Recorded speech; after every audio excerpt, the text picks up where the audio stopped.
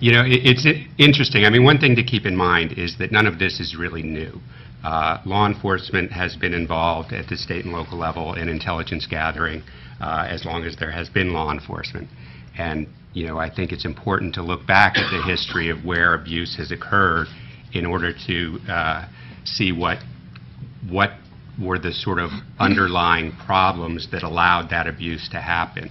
And you know, if we look back to the period, you know, in the 1950s, 60s, 70s, and 80s, where you had law enforcement agencies that were, you know, running red squads or subversive squads or otherwise engaging in a lot of political surveillance and monitoring different politicians as they progressed through different public office. You know, what you find was there was a number of different problems. I mean, one was the vagueness of the terms. You know, even the term intelligence is not really very well defined. I understand the intelligence community doesn't have a definition for it, so, you know, it's unclear what it is we're talking about. And because of the vagueness of the terms, you know, terms like national security or public safety, what that means, a new one that's come up with regard to fusion centers is that they're not just counterterrorism and anti-crime, but also looking to protect against all hazards. You know, so that's an extremely broad mandate.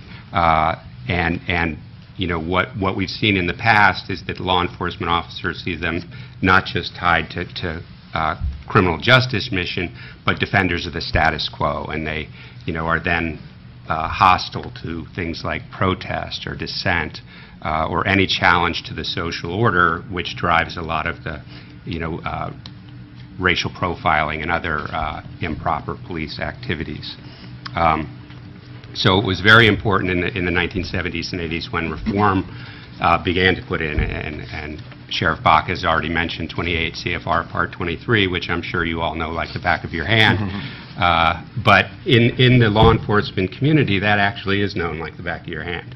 And FISA mentioned that our interactions with the Information Sharing Environment Suspicious Activity Reporting Program, and I'll say that our allies in that effort in many cases were state and local law enforcement agencies who recognized how important that standard was and were afraid that if the ISE adopted a lower standard, it would harm their own efforts within their communities. So, you know, I think what Matt talks about as far as the federalism system and whether that is effective, I think that is a strong part of why, you know, as communities, we often have far more confidence in our local law enforcement than we do in federal law enforcement or broader the federal intelligence community that's often acting in secret, and what they're doing is hard to know and therefore raises much more suspicion.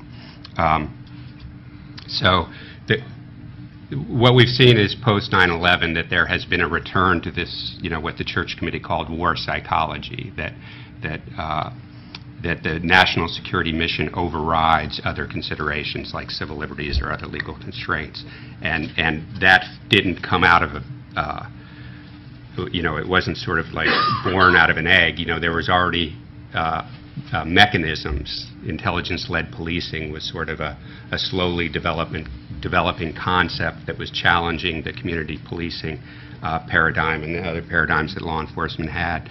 And you also had this Joint Terrorism Task Force. But there was also an interest by law enforcement to sort of get away from the constraints that the federal programs allowed, and that's what sort of spurred the development of fusion centers, intelligence fusion centers that were based locally, sometimes at the state level, sometime at regional levels, with really very little clarity on which, you know, it mixed state, local, and often federal law enforcement agencies, and it became very unclear who was actually in charge, what rules applied, and what constraints were there, which led to a lot of problems initially.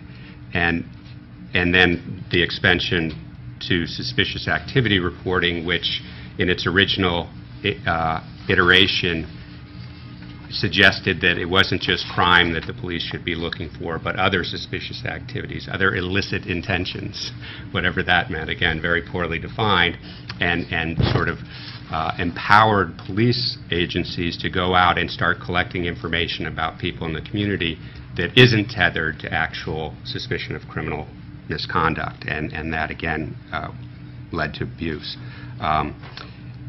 And this is all sort of lying on a very fractured framework, and that framework is the lack of training that is given to state and local law enforcement officers on what is intelligence collection, what are the national security threats. You know, in addition to the Brennan Center's report, Rethinking Radicalization, which again was sort of being pushed out as this concept of a funnel where, you know, the small number of terrorists come from a discernible pool of believers, and therefore law enforcement should target the believers in the hope of finding the few terrorists rather than being tethered to actual criminal investigations and finding people who are actually involved in wrongdoing rather than who have potentially dangerous thoughts. As well, the Political Research Associates has recently put out a report, Manufacturing the Muslim Menace, which documents a lot of anti-Muslim law enforcement training that is going under the guise of counterterrorism training. And so when you have that foundation on which you're putting the suspicious activity reporting program, the likelihood that people will be targeted because of their religious beliefs rather than because of any suspicion of wrongdoing increases dramatically. And you know, unfortunately, we've seen evidence of this abuse. This isn't just hypothetical. On our website, www.aclu.org/spyfiles, we have information about that we've collected that documents improper police spying or obstruction of First Amendment activities in 33 states in the District of Columbia. And you know, so this is a widespread problem. It's not just the federal government. It's not just the FBI, it's the Department of Defense, Department of Homeland Security, but also state and local law enforcement is often involved in this type of activity. And we see three types of abuse. One is improper targeting and collection, and this is, you know, long-standing law enforcement problems with racial profiling, but also with targeting protesters and others engaged in the political process. And now with this new program of suspicious activity reporting, we're seeing abuse of that, particularly around photography, where people who are merely taking photographs of iconic sites are being stopped. Often their cameras are being confiscated, their photographs deleted, many times being arrested simply for taking photographs. And of course, all of us take photographs on a regular basis. We usually carry a camera in our phone now. So, you know, it's not photography itself that is suspicious, but whatever other biases that the police officer brings to the situation that is likely driving a lot of this improper activity. The second problem is the improper analysis of information. And we've seen this in intelligence reports that have leaked from the fusion centers.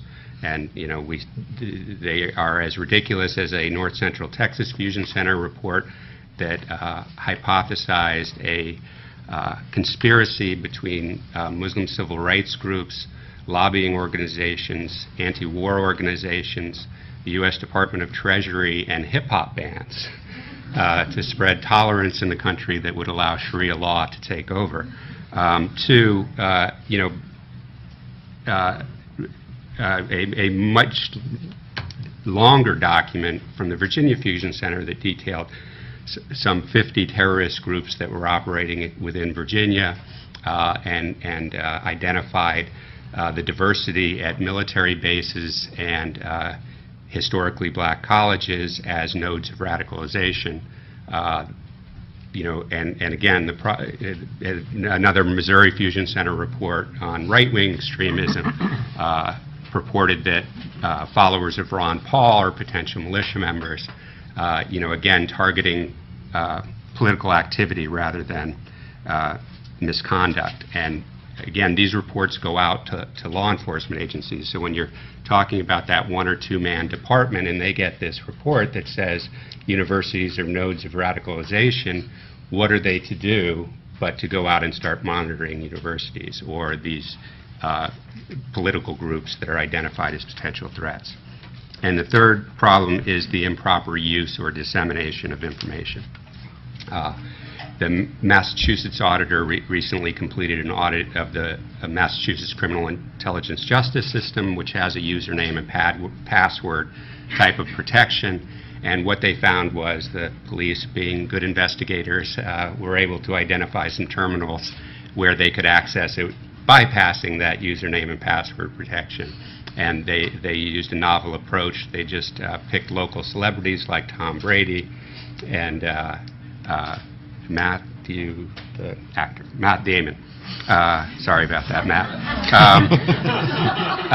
And found out they had been searched thousands of times. And of course, that's bad for Tom Brady and Matt Damon. But what that audit doesn't show is how many neighbors of these police officers were searched, how many new boyfriends of the ex-spouse were searched, how many people who the police didn't have a real reason for investigating them but wouldn't pop up in an audit because they're not celebrities. And then we also, with the improper dissemination, recent case in Pennsylvania where the State Department of Homeland Security official hired a private company to spy on local protesters, and that private company and the State Homeland Security Director appeared to be in league with local industries like natural gas drilling and getting information about political protests against the natural gas drillers to those companies, as opposed to actually protecting the public safety. It appeared they were actually protecting the economic viability of an industry, which again is not a law enforcement purpose. So those are the problems we're seeing, and I think oversight is the key way to protect against this, but because this activity is happening in secret and because of the fracture, or because federalism separates these things, when all the entities are working together, who actually can provide that oversight becomes a big question, and that's really been the hardest part. If you have a local officer working on the basis of a regional fusion center report and information provided by the FBI and some harm comes, who's responsible for that? It becomes very difficult questions, and there simply aren't the governance structures necessary to control that type of activity.